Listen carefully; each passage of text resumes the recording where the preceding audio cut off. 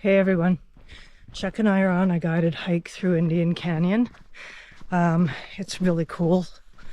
I showed you some of the palms already, and we're learning all about the various flora and fauna that's around with a tribal ranger.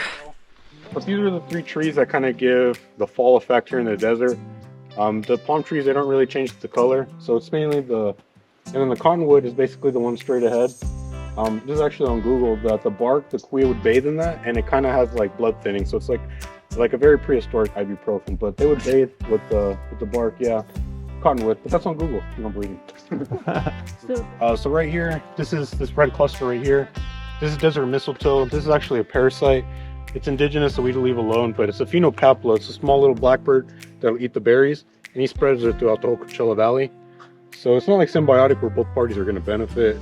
He's actually just living off this honey mesquite. As you can see, it's not doing too good. But we leave it alone. Okay. So this is where a bowl, so it's like a mortar. So the female kuya, this is where they would make the flour. Essentially, they would grab some kind of rock and just keep grinding. But geologists say this takes around 50 to 100 years per inch.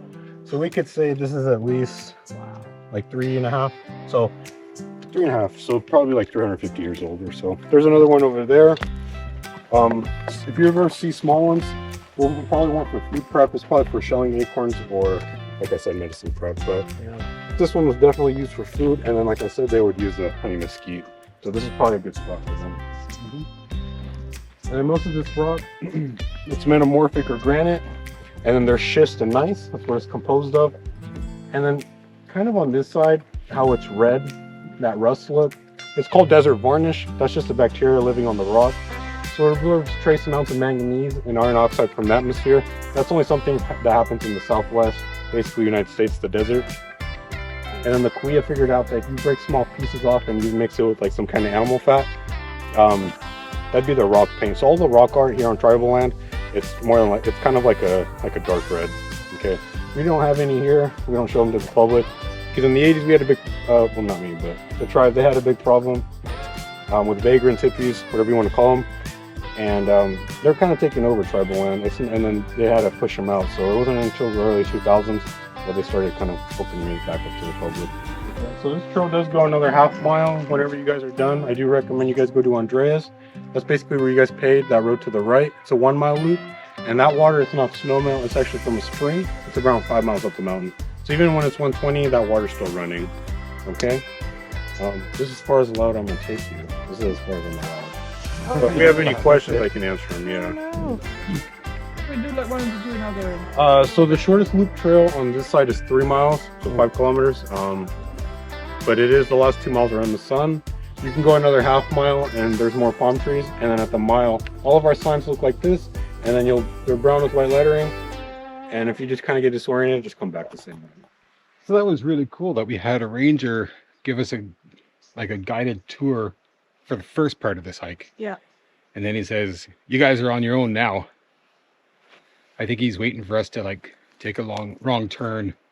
So he can come save us.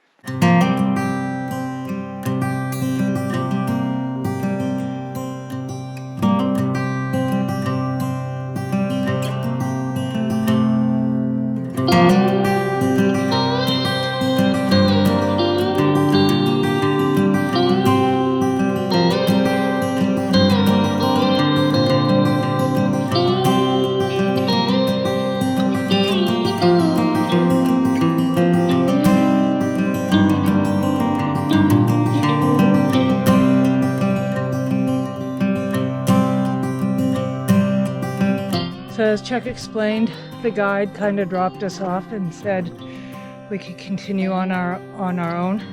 At the beginning of his talk, he said if you cut a palm tree, you wouldn't see rings in it like you would a normal tree because they're actually a grass. And there's a cut palm right here, and I thought I'd give you a look at what it looks like. So as you can see, no rings.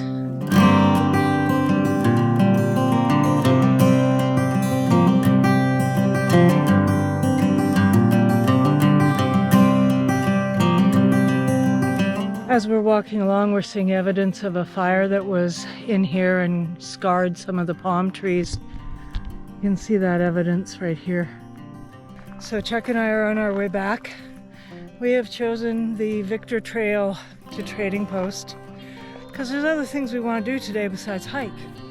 But man, oh man, is this just absolutely stunning up here.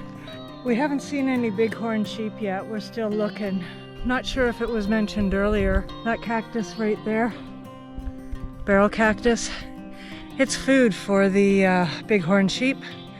And they come up and they butt it with their horns and break it open and eat the insides, and that's how they get fed and watered. Because as you can tell, there's precious little water. So you can see why this is called Palm Canyon. Because a big huge canyon, and there's all palm trees all along the canyon.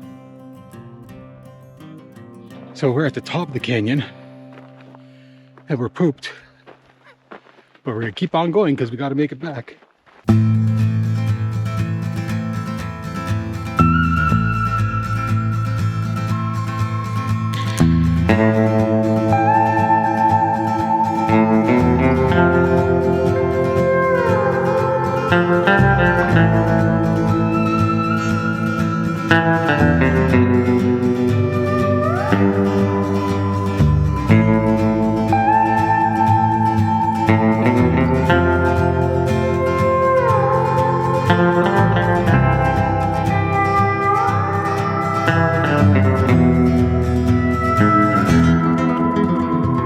Almost there. Half a mile to go. We'll make it. Yeah, we will. Oh, yeah.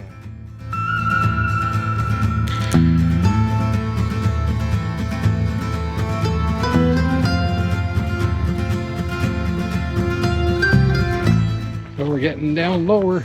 There's the stream. Yeah. We're back down into the canyon. Yay! How beautiful is that, eh? Yeah.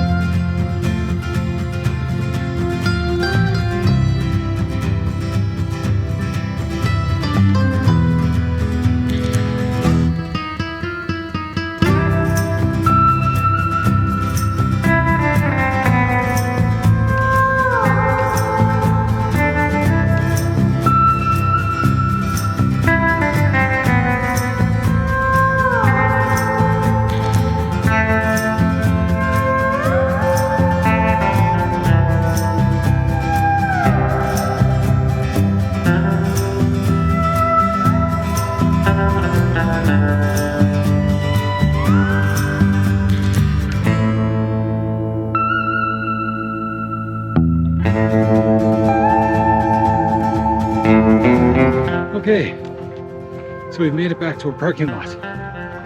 Not our parking lot though, of course. We still got more hiking to do. But at least it's not going to be like up and down hills and stuff like that. Rock faces. Yeah, Mountain climbing. it should be straight on, sort of.